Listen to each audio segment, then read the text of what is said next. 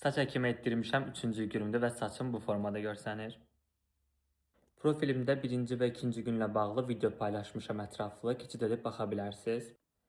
Dünənə nisbətən bugün daha çox yatdım. Dünən 2-3 saat arası yatmışdım. Bugün hardasa bir 5-6 saat rahat yata bildim.